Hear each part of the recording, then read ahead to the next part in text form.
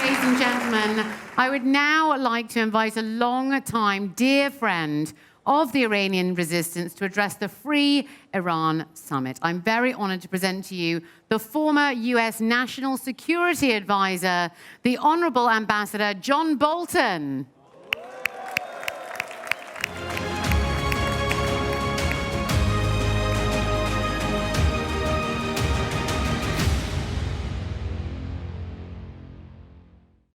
Well, my greetings to Madame Rajvi and all the attendees at the event. I'm very sorry I'm not there with you, but I certainly promise that I will be visiting Ashraf 3 later this year and looking forward to it. And this is an important event. You know, for decades, the MEK and the NCRI have helped inform everyone outside of Iran on critical subjects like the status of Iran's nuclear weapons and ballistic missile programs, the activities of the Revolutionary Guards, and especially the Quds Force. Through publications and conferences, new information provided by the MEK and the NCRI have, and their supporters inside and outside Iran have been critical to the international debate about how to handle the threat from Tehran. I'm unaware of any material information in all of this publicly released data that has ever been proven to be wrong. And really, the amount of information that's been put out has only troubled the mullahs in Tehran because that is a real threat to their power. You know, this is a critical time for the regime in Tehran and its nuclear and ballistic missile programs. It's my view that the regime is weaker now than at any point since the revolution of 1979. And I think that's been a pattern that's been really growing day by day by day.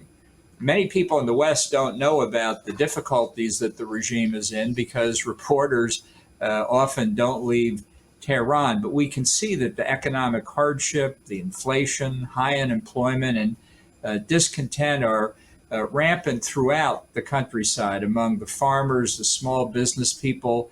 It's all segments of the population. It's not concentrated among the educated middle class as it was in the urban areas in 2009. Demonstrations led by the MEK and others have made it plain for those with eyes to see that the average Iranians around the country realize that the problem is the regime itself. They also understand how the regime controls so-called elections. Ibrahim Raisi's victory to be president was foreordained by the mullahs. They left nothing to chance this time. But there is a viable alternative. The alternative that the MEK and the NCRI are working inside Iran to create. Here's the key point. U.S. efforts to get back into the Iran nuclear deal have given the regime in Tehran a lifeline, both in terms of political legitimacy and economic security. This alone is directly contrary to American national security interests, as well as those of our allies in the region, and certainly counter to the interests of the people of Iran. In the hands of the Biden administration right now, these negotiations amount to a policy of appeasement, and it will not work.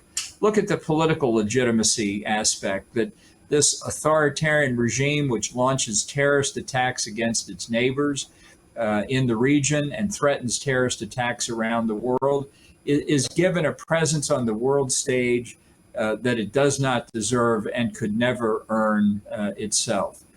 And yet, despite any number of U.S. concessions, these negotiations on a possible re-entry into the JCPOA may finally be coming to an end. And it's critical that it stop, because if we ever allowed the sanctions to be lifted and the frozen assets to be returned, this is something that would benefit the regime in ways that you can't even calculate simply in dollars and cents. There's a direct correlation between the nuclear program and the regime's survival. So if the deal fails, the the regime's economic lifeline also disappears. So that more sanctions, more effective enforcement of sanctions here become critical if we're ever going to get back to a maximum pressure campaign. Iran has, the government has two remaining demands that I'm still afraid the Biden administration may give into. One is to commit that no future U.S. government ever re-enters the deal. Now, this is a demand that's simply impossible under America's constitutional structure. But I'm not going to argue the constitutional point here today. I just want to make it clear, not only to the mullahs in Tehran, but to businesses and economic interests all over the world, in Europe and the United States in particular. The first is that every responsible Republican candidate for president has said that if they are elected in 2024, the United States will again withdraw from the nuclear deal. So there's going to be a very short window if politics proceed in the United States the way they appear.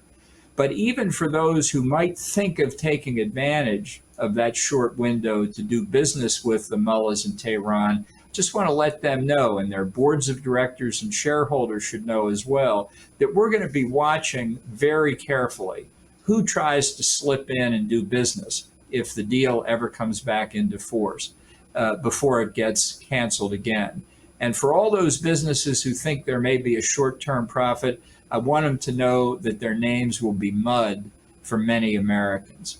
Now, the second Iranian deal is they want the Revolutionary Guards taken off the list of foreign terrorist organizations.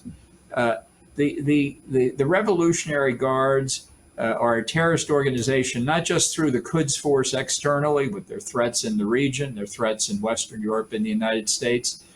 They're terrorists within Iran, too. And let me be clear, and I've said this to this group before, my feeling about it is stronger today than it's ever been. It should be the declared policy of the government of the United States to allow the people of Iran to govern themselves. The regime in Tehran needs to be overthrown, and sooner rather than later. It's time to reject any policy of appeasement toward the regime of the mullahs. There's no evidence whatever that they've ever made a strategic decision to give up their pursuit of nuclear weapons. In fact, we know that it's their strategic policy that this, having that capacity, is a tool of coercion within Iran itself, against their neighbors in the region and worldwide. The regime itself is the threat. Its record on nuclear programs, its international terrorism, and domestically cannot be allowed to stand. Far more can be done to assist the efforts of the MEK and the NCRI, all legitimate opposition groups, and to restore representative government and the rule of law in Iran. So again, I just say, I'm sorry I'm not there with you today, but I'll say this: we will meet again in a free Tehran. Thank you very much.